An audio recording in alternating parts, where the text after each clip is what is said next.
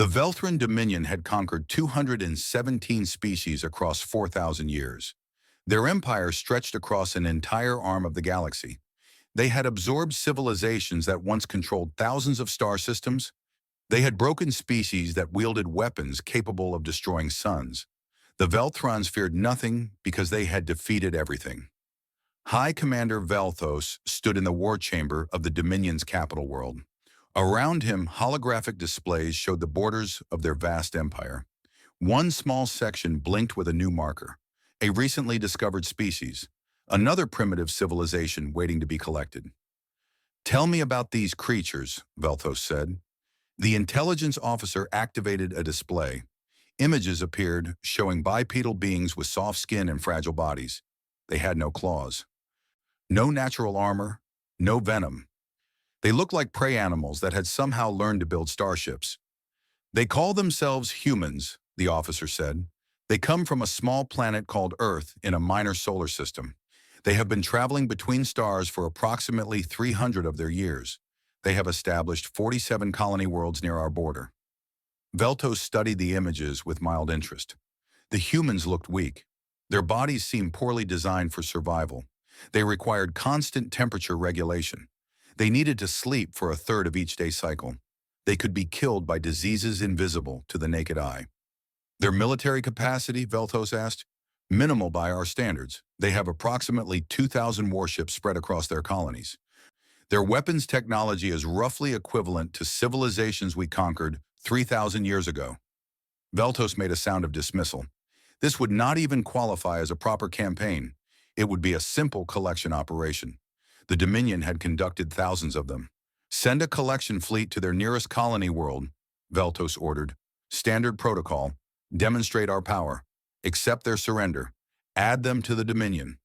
The order was given. 300 Velthran warships traveled to the human colony called New Brisbane. The fleet was actually smaller than what the Dominion typically sent for collection operations. But the intelligence reports suggested even this force was excessive for such a primitive species. Fleet Commander Draxus led the operation. He had personally overseen the collection of 11 species during his career. Each one had followed the same pattern. The Dominion would arrive with overwhelming force. The target species would recognize their hopeless position. They would surrender. Their world would be absorbed. Their people would become subjects of the Dominion. Life would continue under Velthran rule. The fleet emerged from faster-than-light travel above New Brisbane. It was a beautiful world with blue oceans and green continents. Approximately 8 million humans lived on its surface. Draxus could see their small defense fleet gathering in orbit. 32 ships against his 300. The outcome was already decided. Draxus broadcast the standard ultimatum on all frequencies. "Attention, inhabitants of this world. You have been selected for integration into the Velthran Dominion. Your planet, your resources, and your population now belong to us. You will lower all defenses and accept Dominion administration. Resistance will result in the destruction of your cities and the deaths of millions. You have one rotation of your planet to comply. This is your only warning." The response came quickly. A human appeared on the communication screen. She wore some kind of military uniform. Her face showed no fear. This surprised Draxus slightly. Most species showed terror when they first saw a Velthran collection fleet. "This is Admiral Chen of the New Brisbane Defense Force," the human said. "We have received your ultimatum. Our answer is no. We will not surrender our world. We will not become your subjects. Leave our system immediately, or we will consider your presence an act of war." Draxus felt a moment of confusion. This was not how the pattern usually went. Sometimes species asked for negotiations. Sometimes they begged for mercy. But outright refusal was rare. Did these humans not understand the situation? "You have 32 ships," Draxus said slowly, as if explaining something to a child. "I have 300. Your weapons cannot penetrate our shields. Our weapons can reduce your cities to ash in minutes. There is no version of this encounter where you survive defiance. I am offering you the chance to live as subjects rather than die as enemies." Admiral Chen's expression did not change. "We understand the numbers, Commander. Our answer remains no." Draxus ended the communication. He felt annoyed rather than angry. These humans were simply too primitive to recognize reality. They would need a demonstration. Target their three largest cities, Draxus ordered. Destroy them. The Velthron fleet moved into position, weapons powered up. The human defense ships moved to intercept, but they were hopelessly outmatched. Velthron weapons tore through their shields like paper. Within minutes, the human fleet was reduced to scattered debris. Then the bombardment began. The city of New Melbourne was the first to die. 5 million people lived there. The Velthron weapons turned it into a crater of molten glass in less than 10 minutes. The city of Port Darwin followed, then New Sydney. 12 million humans died in the span of an hour. Draxus broadcast again. You have witnessed our power. Surrender now, or we will continue until nothing lives on your world. The response came from a different source this time, not from New Brisbane, but from somewhere far away. The signal identified itself as coming from Earth, from something called United Earth Command. A human male appeared on the screen. He was older than Admiral Chen. His hair was gray and his face carried deep lines. He spoke in a calm, measured voice that carried no emotion at all. Commander of the Velthron Fleet, this is Secretary General Morrison of United Earth. We have received reports of your attack on New Brisbane. We have confirmed the destruction of 3 cities and the deaths of 12 million of our people, including 4 million children.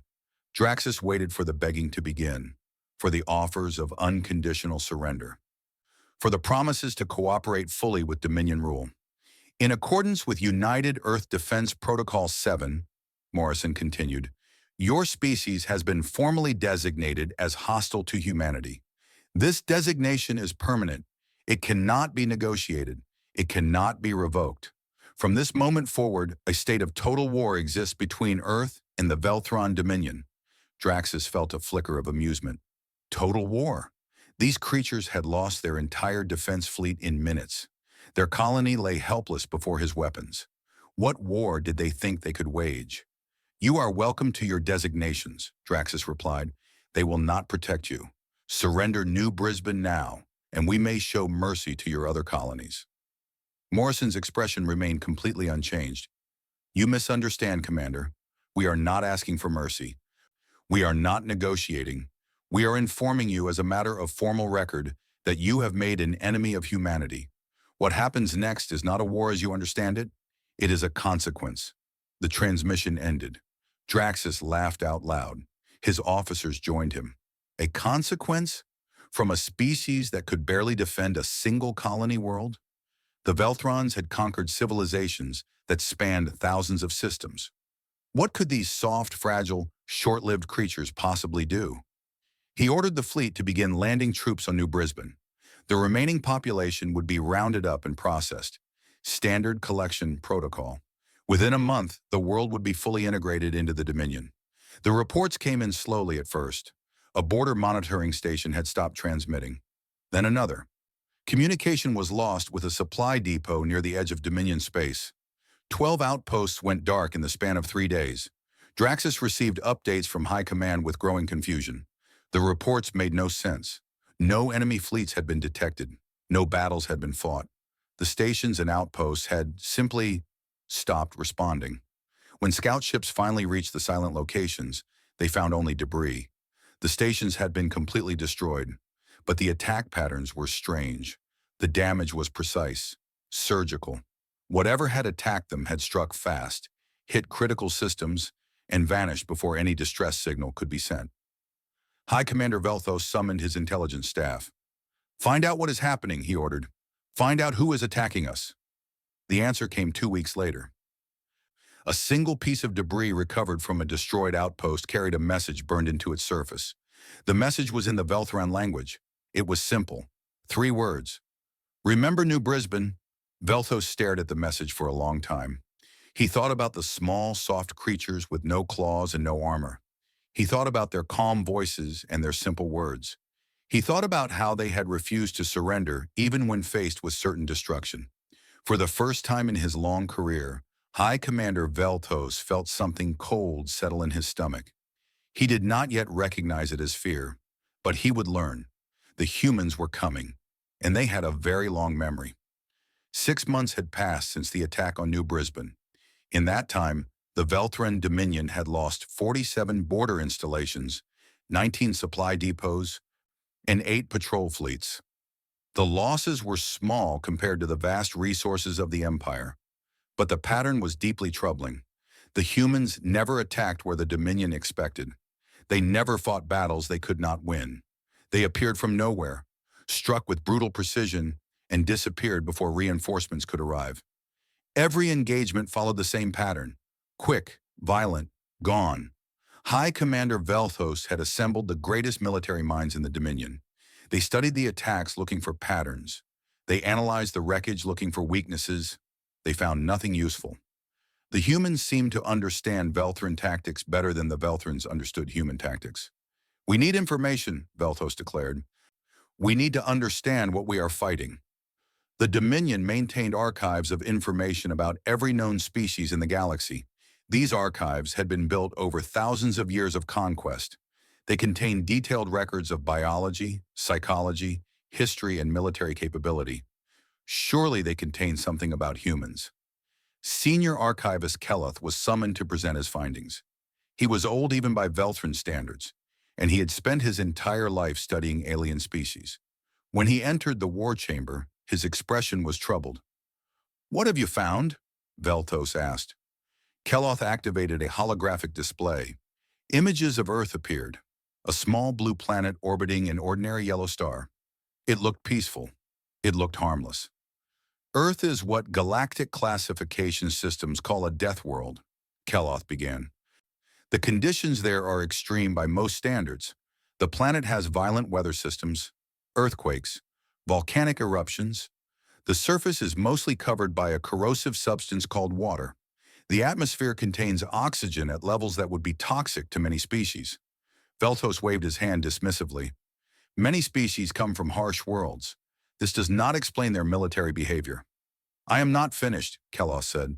His voice carried a strange weight. "The conditions on Earth created something unusual. The humans evolved as what biologists call persistence predators. They do not kill their prey through strength or speed. They kill through endurance. They chase their prey for hours, days. They pursue until the prey collapses from exhaustion. Then they kill." The room was quiet. Keloth continued. "This hunting strategy shaped everything about human psychology. They do not think in terms of single confrontations. They think in terms of extended campaigns. They have a saying: it does not matter how many times you knock a human down. It only matters if they get back up. And humans always get back up." Keloth changed the display. Historical images appeared. Primitive humans fighting with stone weapons. Then metal weapons. Then explosives. Then nuclear weapons. The images showed endless conflict stretching back thousands of years. "Human history is a history of war," Keloth said. "They have been fighting each other since before they developed writing. They have fought wars over land, resources, religion, ideology, and sometimes for reasons they themselves do not fully understand. War is not an interruption to human existence. War is part of human existence." Velthos studied the images. He had conquered many warrior species. This was not new information. "Many species fight," he said. "We have defeated them all." Keloth nodded slowly. "Yes, but there is something different about how humans fight. Other species fight to win. Humans fight to not lose. There is a distinction that is easy to miss but important to understand." He showed new images. Humans fighting in frozen wastelands. Humans fighting in burning deserts. Humans fighting in ruined cities where victory had already become impossible. "Humans have a concept they call the last stand," Keloth explained. "When facing certain defeat, other species typically surrender or flee. Humans often choose to fight to the death instead. Not because they believe they can win, but because they believe that fighting and dying is better than not fighting at all. They draw psychological strength from hopeless resistance." One of the military commanders spoke up. "This is irrational behavior. We can use this against them." Keloth shook his head. "You do not understand. This behavior is not a weakness. It is their greatest strength. When you push most species to the breaking point, they break. When you push humans to the breaking point, they push back. The more pressure you apply, the harder they resist." He showed one final set of images. They were harder to interpret. Groups of humans helping each other after disasters. Humans protecting strangers during conflicts. Humans risking their lives for people they had never met. Humans form strong social bonds very quickly, Keloth said. They feel emotional connections to people they have never seen. When you attacked New Brisbane, you did not just kill 12 million humans. You created 12 million martyrs. Every human alive now knows the name of your fleet commander. Every human feels personally connected to those deaths. You gave them something more powerful than weapons. You gave them a shared cause. Velthos considered this information carefully. It was concerning but not decisive. The Dominion had faced determined enemies before. Superior force eventually overcame all resistance. We will crush them as we have crushed every other species, he declared. Send a war fleet, 1,000 ships. Destroy their colonies one by one until they surrender. The war fleet was assembled and sent. Fleet Admiral Karath commanded from his flagship. His orders were simple. Systematic destruction of human colonial infrastructure until the species capitulated. The fleet arrived at a human colony called Prosperity Station. It was a mining outpost with only 2 million inhabitants. The human defense force consisted of 50 ships. Korath had 1,000. The outcome was not in question. The battle lasted 4 hours. Korath's fleet destroyed 43 of the 50 human ships. They suffered minor damage to approximately 60 vessels, a complete victory by any military standard. Korath prepared to begin the bombardment of the surface. Then his tactical officer reported something strange. Admiral, the remaining human ships are not retreating. Korath looked at the display. 7 damaged human vessels were accelerating toward his fleet. They were too damaged to fight effectively. Their weapons were nearly depleted. They should have been running. What are they doing? Korath asked. The answer became clear seconds later. The human ships were not attacking. They were ramming. Their engines pushed them to maximum acceleration as they aimed directly at Veltran warships. Evasive action, Korath ordered. Most of the Veltran ships dodged the incoming vessels, but 3 did not move fast enough. The human ships struck them at full speed. The explosions destroyed all 4 vessels, human and Veltran alike. Korath stared at the wreckage in disbelief.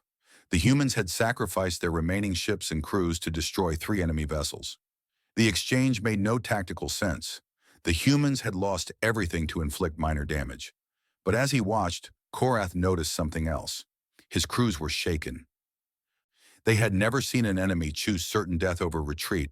The idea that humans would rather die fighting than escape alive disturbed them deeply. A transmission arrived from the colony surface. A human officer appeared on the screen. She was young, probably not even 30 years old by human standards. Her uniform was dusty and her face was tired, but her eyes were steady. Admiral Korath, she said, I am Colonel Sarah Webb. I command the ground defense of Prosperity Station. Your fleet has destroyed our ships. You have complete control of our orbital space. You could destroy our colony at any time. Then surrender, Korath replied. Accept Dominion rule, and your people will live. Colonel Webb smiled. It was not a happy smile. I have studied your Dominion, Admiral. I know what happens to species you conquer. They become slaves. Their cultures are erased.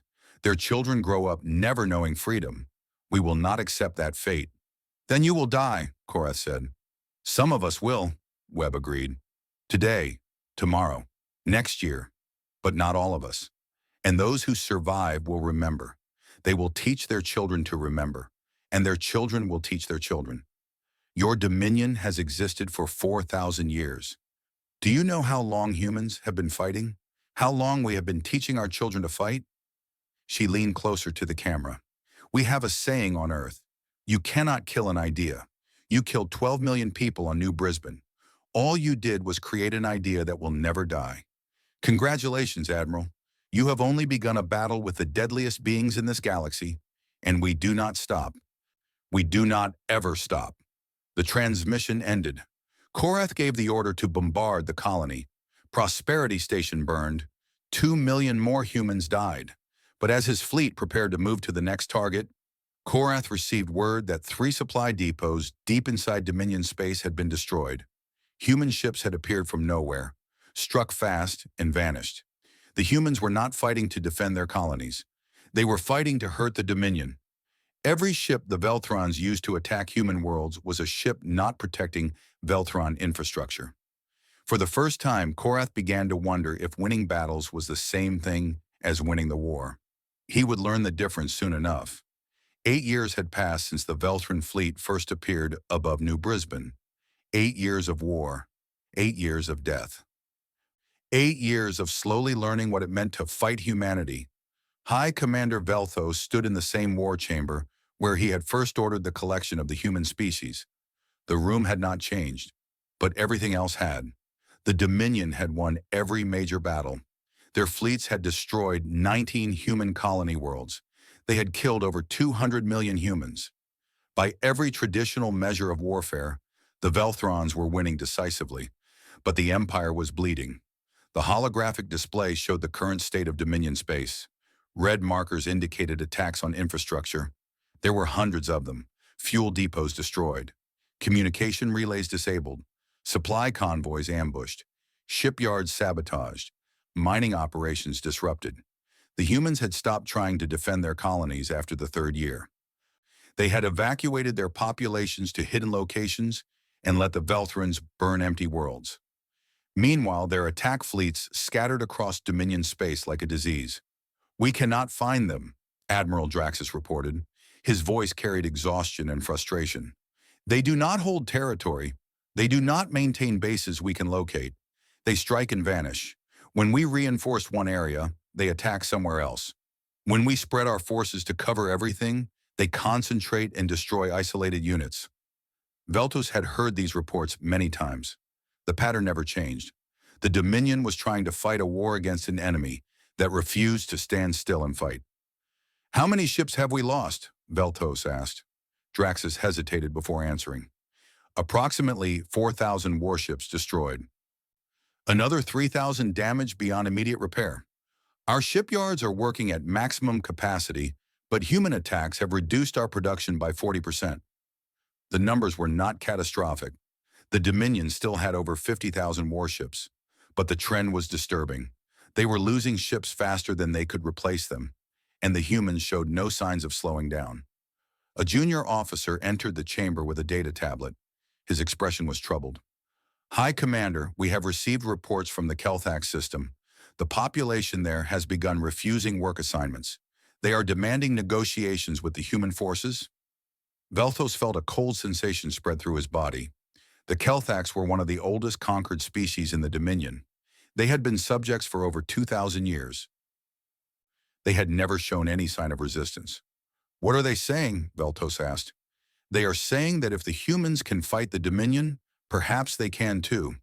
Similar reports are coming from the Vorshan worlds, and the Telkani systems, and the Dreth colonies."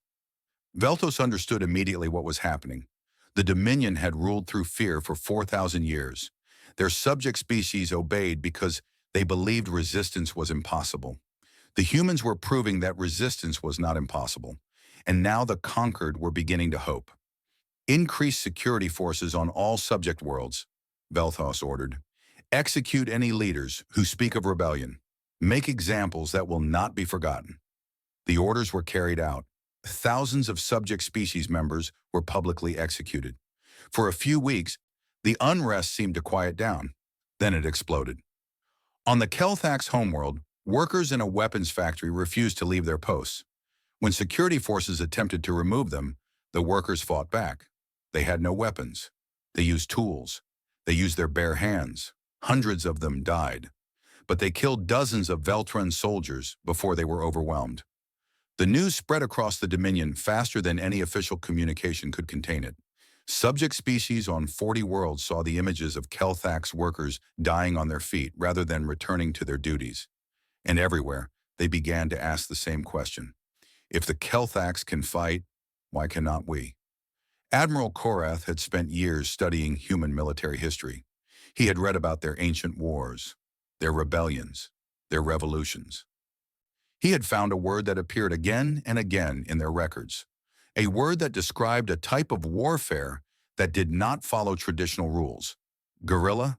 The word meant little war, but its meaning was much larger than its name. Guerrilla warfare was not about winning battles. It was about making the enemy's victory cost more than it was worth. It was about striking where the enemy was weak. It was about patience, endurance, time. Korath presented his findings to the High Command. The humans are not trying to defeat our military, he explained.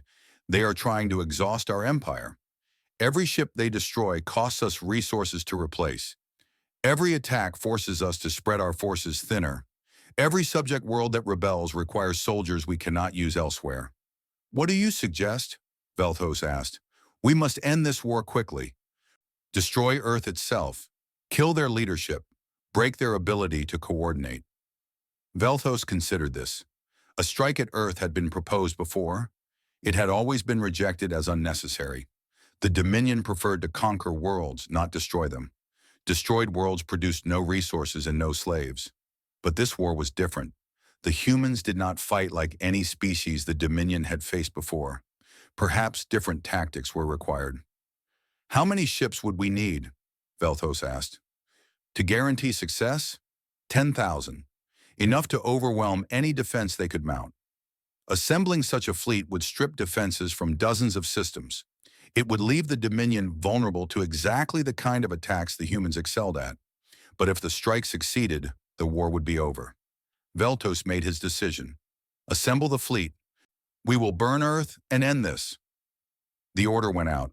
Ships were recalled from across the Dominion. The largest war fleet in Veltran history gathered at a staging point near human space. 10,000 warships prepared to destroy a single world.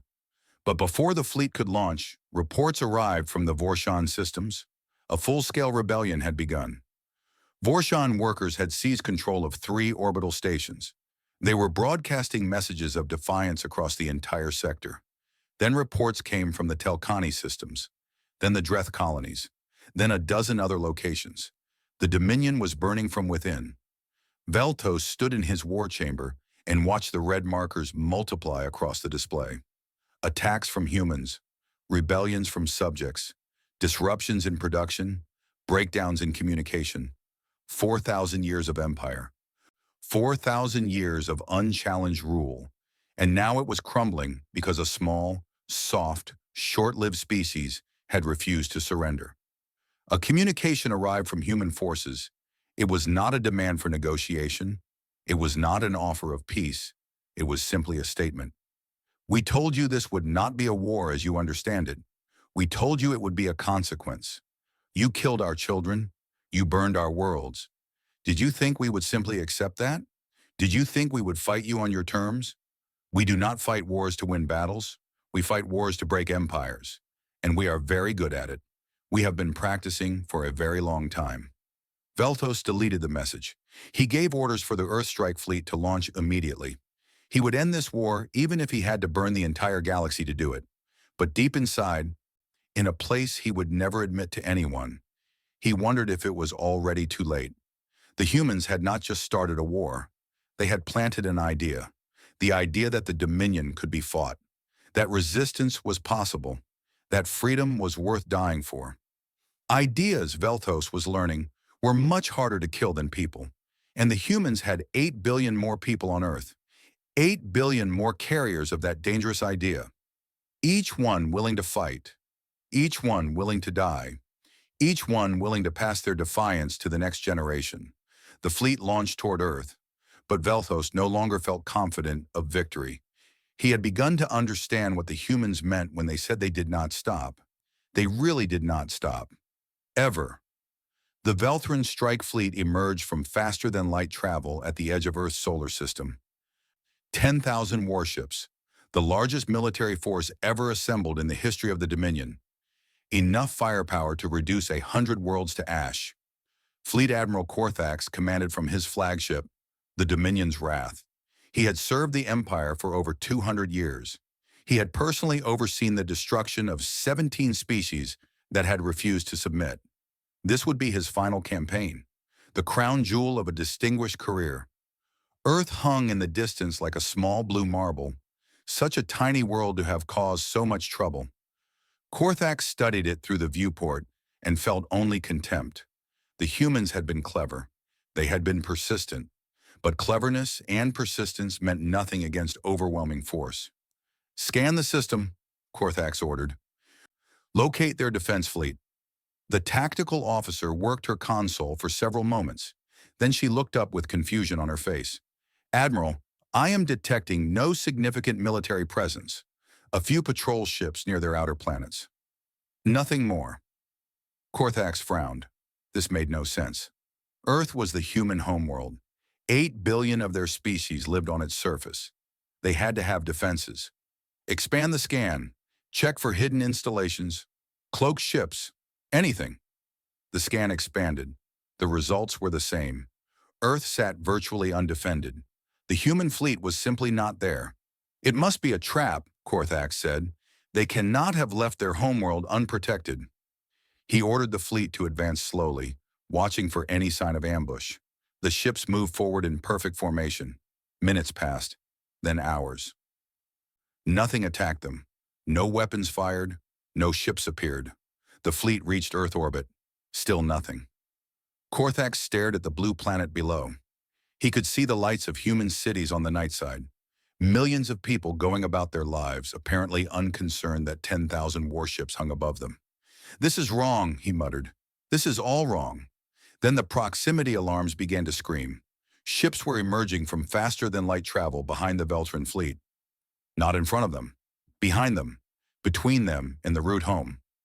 Korthax spun to face the tactical display. Human warships were appearing by the hundreds, then by the thousands. They had not been hiding near Earth. They had been following the Veltran fleet the entire time, waiting for them to commit fully to their attack. Waiting for the perfect moment to strike. All ships, defensive formation, Korthax shouted. But the humans were not attacking the fleet directly.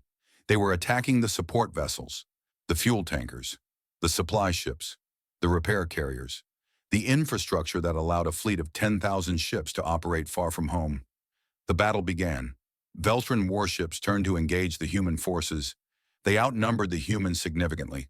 Their weapons were more powerful. Their shields were stronger. In a direct fight, they would win easily. But the humans were not fighting directly. They struck at the weak points. They disabled engines instead of destroying ships. They targeted commanders instead of crews. They fought like hunters bringing down prey too large to kill with a single blow. Korthax watched his support fleet burn. Without fuel, his warships would be stranded. Without supplies, his crews would starve. Without repair facilities, even minor damage would become permanent. Signal the homeworld, Hammerite, he ordered. Request reinforcements. The communication officer worked frantically. Admiral, our communication relays have been destroyed. We cannot reach the Dominion. Korthax felt the cold grip of understanding close around him. The humans had not left Earth undefended out of stupidity or weakness. They had used Earth as bait. They had drawn the largest Veltran fleet in history far from home, cut off its support, and trapped it. He had walked directly into the trap, and he had brought 10,000 ships with him. A transmission arrived on all Veltran frequencies. The face of a human male appeared on every screen in the fleet. He wore a simple uniform with no decoration. His hair was gray. His eyes were calm. Admiral Korthax, the human said, I am Grand Admiral Chen. You may remember my daughter. She commanded the defense of New Brisbane. She died when your forces destroyed New Melbourne. Korthax remembered. He had read the reports. Admiral Chen had refused to surrender and had gone down with her ship during the initial engagement. For 8 years we have waited for this moment, Grand Admiral Chen continued. We knew you would come for Earth eventually. We knew you would bring your largest fleet. We counted on your arrogance. We counted on your certainty that overwhelming force would be enough. Chen's expression did not change, but something in his eyes grew harder. You killed my daughter. You killed millions of our children. You thought this would break us. You thought this would make us surrender. Instead, you gave every human alive a reason to fight. You gave us a cause worth dying for. And now you are very far from home, with no supplies, no communication, and no escape.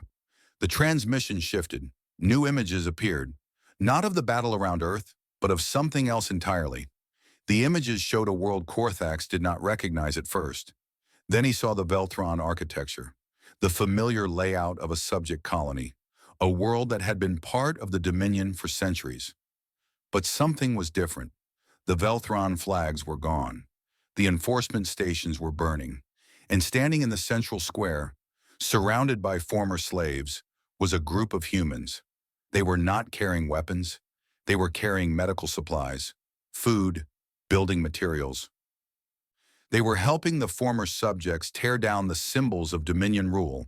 They were teaching them how to organize their own government. They were treating their wounds and feeding their children. This is the world of Kelthax Prime, Chen said. 2 days ago, the Kelthax people declared their independence from the Dominion. Human forces are helping them rebuild. Similar liberations have occurred on 47 other worlds. More images appeared. Vorshan, Telkani, Dreth. World after world showing the same scene. Rebellion, liberation, humans working alongside former slaves. You thought we were fighting for revenge, Chen said. You were wrong. Revenge would be easy. We could have attacked your homeworld. We could have killed your civilians as you killed ours. We chose not to, because we are not fighting to destroy you. We are fighting to free everyone you have enslaved. Korthax stared at the images in disbelief. The subject species were not just rebelling. They were being organized, supported, protected. The humans were building something, an alliance, a coalition, a new order to replace the Dominion. You have two choices, Chen continued. You can fight us here, over Earth. You will destroy many of our ships. Perhaps you will even reach the surface and kill millions of our people. But you will not escape. Your fleet will be stranded. Your crews will die slowly. And while you are dying here, we will continue liberating every world you ever conquered. Chen paused. The images behind him changed again. They showed Velthron prisoners, not being tortured, not being executed, being given medical care, being fed, being treated with dignity. Or you can surrender, Chen said. Lay down your weapons, accept that the age of the Dominion is over. In return, you and your crews will be treated humanely. You will not be enslaved as you enslaved others. You will be given the chance to help build something better. The transmission ended. Korthax stood alone in his command center. 10,000 ships waited for his orders, the largest fleet in Dominion history, and it was completely trapped. He thought about his career, 200 years of conquest, 17 species destroyed, billions of lives ended or enslaved, all of it in service to an empire he had believed would last forever. Now that empire was burning, not because the humans were stronger, but because they were fighting for something the Dominion had never understood. They were fighting for others, for strangers, for species they had never met. They were willing to die not for conquest but for liberation. Korthax looked at the images still frozen on his screens. Humans helping former slaves. Humans treating prisoners with mercy. Humans building instead of destroying. He thought about what would happen if he ordered his fleet to attack. They would kill many humans. They would probably reach Earth's surface. They would burn cities and murder civilians.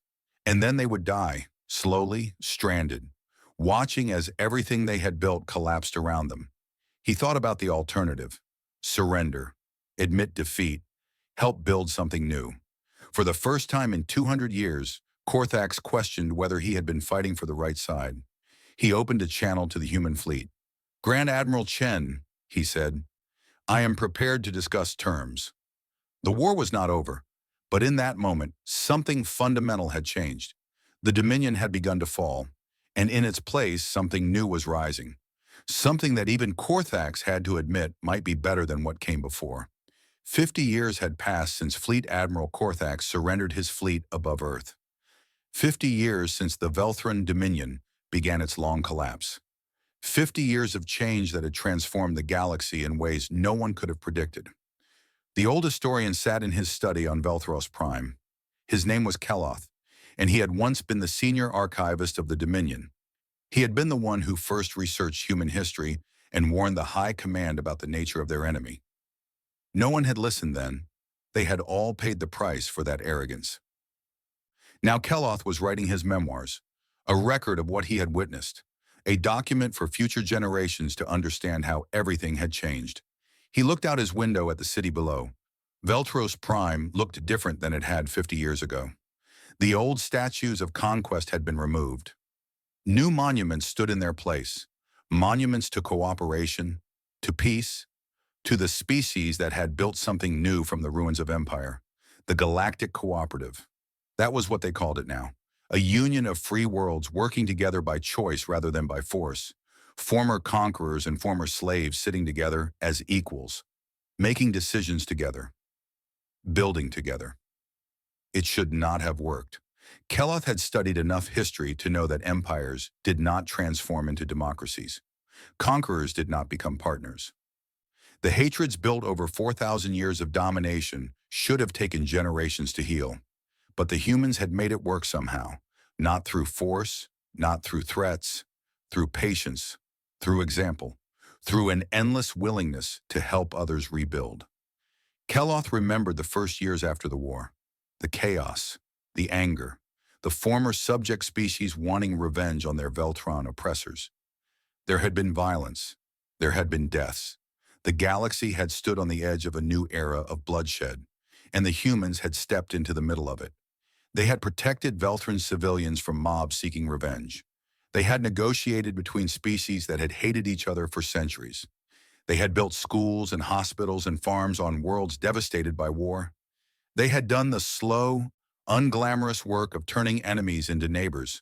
Keloth had asked a human diplomat once why they bothered. The Veltrons had killed millions of humans. Why protect them now? The diplomat had smiled sadly. Because if we become what we fought against, then they won. Everything we sacrificed would mean nothing. We did not fight to destroy the Dominion. We fought to prove there was a better way. Now we have to show everyone what that better way looks like. It had taken decades. There were setbacks, failures, moments when everything seemed about to collapse. But the humans never gave up. They never stopped trying. They treated every small success as proof that the larger goal was possible. And slowly, impossibly, it had worked. Keloth returned to his writing. He had interviews to include. Testimonies from people who had lived through the transformation. He had spoken with Grand Admiral Chen last year. The old warrior was nearly 100 years old now. He had lost his daughter at New Brisbane. He had commanded the fleet that trapped Korthax above Earth. He had more reason than anyone to hate the Veltrons. Instead, he had spent 40 years working on reconciliation projects, building bridges between human and Veltron communities, teaching young people from both species to work together. "Do you ever regret it?" Keloth had asked him. "Showing mercy to people who showed you none?" Chen had been quiet for a long moment. "I regret the war," he finally said. "I regret every life lost on every side. But I do not regret the peace. Revenge would have been easy. It would have felt good for a while. But it would have created new hatreds, new wars, new generations growing up wanting to kill each other. We chose a harder path, a longer path. I think we chose the right one." Keloth had interviewed former Velthron soldiers as well, warriors who had spent their lives conquering other species. Many of them struggled with what the Dominion had become. Some refused to accept the new order and lived in bitter isolation, but others had changed. Korthax himself had become an advocate for the cooperative. He traveled to former Dominion worlds talking about his journey from conqueror to citizen. He spoke about the moment he realized the humans were fighting for something larger than themselves, something worth fighting for. "I was a warrior for 200 years, Korthax had told Keloth. "I believed strength was everything, that the strong had the right to rule the weak. The humans showed me a different kind of strength, the strength to help instead of hurt, to build instead of destroy, to forgive instead of take revenge. That strength is harder than anything I ever did with a weapon." Keloth finished another page of his memoir and leaned back in his chair. Through his window, he could see a transport ship descending toward the city. It carried the markings of the Cooperative Diplomatic Corps. Another delegation arriving for another round of negotiations with newly contacted species. The galaxy was still a dangerous place. Not everyone accepted the cooperative's principles. There were conflicts, disputes, sometimes even small wars. But the old ways were fading. The idea that might makes right was slowly being replaced by something better. Keloth thought about what made humans so dangerous. He had studied them for over 50 years now. He understood their biology, their psychology, their history. He knew they were not physically impressive, not particularly fast or strong or long-lived, but they had something no other species seemed to have in the same measure: persistence, stubbornness, hope. Humans could hold on to an idea for generations. They could pass their beliefs from parent to child to grandchild. They could sustain a cause across centuries. Wars, movements, dreams. Humans kept them alive long after other species would have forgotten. And that, Keloth realized, was what made them the deadliest beings in the galaxy. Not their weapons, not their tactics. Their ability to believe in something and never ever stop. The Dominion had tried to break them with overwhelming force. It had only made them more determined. The Dominion had tried to outlast them, but humans measured time differently. They thought in generations, not years. They were willing to sacrifice their entire lives for goals they would never see completed. A species like that could not be conquered. They could only be befriended or outlasted. And humans did not let themselves be outlasted. Keloth wrote the final paragraphs of his conclusion. They call humans the deadliest beings in the galaxy. They are wrong. Deadliness implies destruction, danger, threat. Humans are capable of all these things, but that is not what makes them remarkable. What makes humans remarkable is their capacity for hope, their refusal to accept that things cannot be better, their willingness to fight for strangers they will never meet, their ability to look at an enemy and see a potential friend. They defeated the Velthran Dominion, but they did not destroy us. They transformed us. They showed us that 4,000 years of conquest had made us weaker, not stronger. They showed us that ruling through fear creates only more fear. They offered us a better way, and slowly, painfully, we learned to accept it. The galaxy is different now. Not perfect, not peaceful everywhere, but better, more hopeful, more united, and the humans are still working, still building, still believing. I asked a human child once what she wanted to be when she grew up. She said she wanted to help people on other worlds. I asked her why. She looked at me like it was the strangest question she had ever heard. Because they need help, she said, and we can help them. Why would we not? That is what makes humans dangerous, not their weapons or their warships. Their simple, unshakable belief that they should help because they can. The Dominion tried to teach the galaxy that strength meant domination. The humans are teaching it that strength means lifting others up. I believe they are right. I believe the galaxy is learning. And I believe, in the end, that is why humanity will shape the future of this galaxy more than any species that came before. Not because they are the deadliest beings, because they are the most hopeful. And hope, as I have learned, is the most powerful force in the universe. Keloth set down his writing tool and looked out at the city one more time. In the distance, he could see humans and Velthrans walking together. Children of both species playing in a park. Two peoples who had once tried to destroy each other, now living side by side. It was not perfect. It would never be perfect. But it was better than what came before. And that, Keloth understood, was enough. That was always enough.